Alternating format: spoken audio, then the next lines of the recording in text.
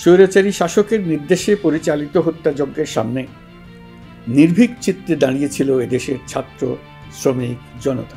প্রধান উপদেষ্টা ডক্টর মোহাম্মদ ইউনূসের নেতৃত্বে অন্তর্বর্তী সরকারের দ্বিতীয় বর্ষ শুরু হলো আজ। গত বছরের আজকের এই দিনে তিনি দেশ পরিচালনার শপথ নেন। দিনে দিনে একটি বছর কেটে গেছে এই সরকারের।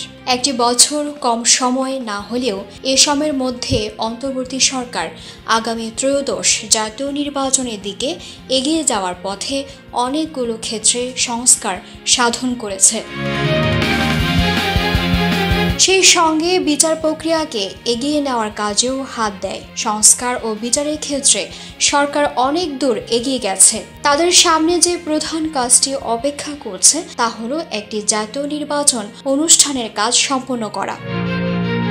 একটি সুষ্ঠু, নিরপেক্ষ এবং ঐতিহাসিক নির্বাচন আয়োজন করার জন্য এই সরকার অঙ্গীকারবদ্ধ।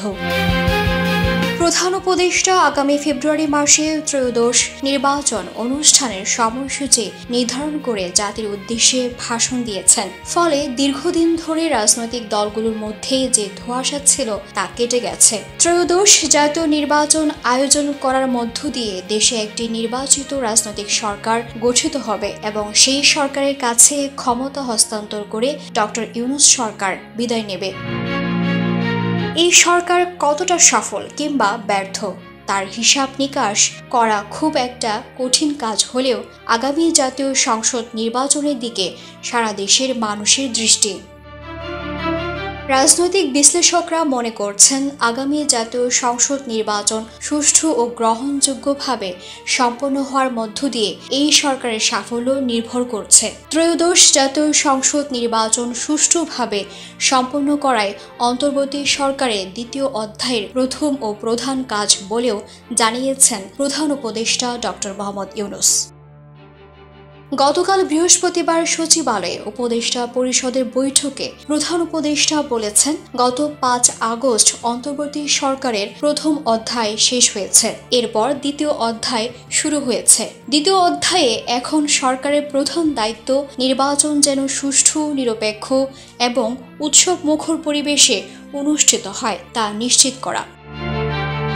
বাংলাদেশের ইতিহাসে ইতোপূর্বে দায়িত্ব পালন করে আসা তত্ত্বাবধায়ক সরকারগুলো জাতীয় সংসদের নির্বাচন অনুষ্ঠানের মধ্য দিয়ে বিদায় নিলেও প্রথমবারের মতো অন্তর্বর্তী সরকার এখন দেশ পরিচালনা করছে। তাদের উপর নির্বাচন পরিচালনার দায়িত্ব দেওয়া হলেও এই সরকার বিচার ও সংস্কার কাজে অংশ নেয়। কেবল নির্বাচন পরিচালনা করার অঙ্গীকার নিয়ে অন্তর্বর্তী সরকার দায়িত্ব নিলে 3 মাসের মধ্যে নির্বাচন নিয়ে বিদায় নিতে পারত।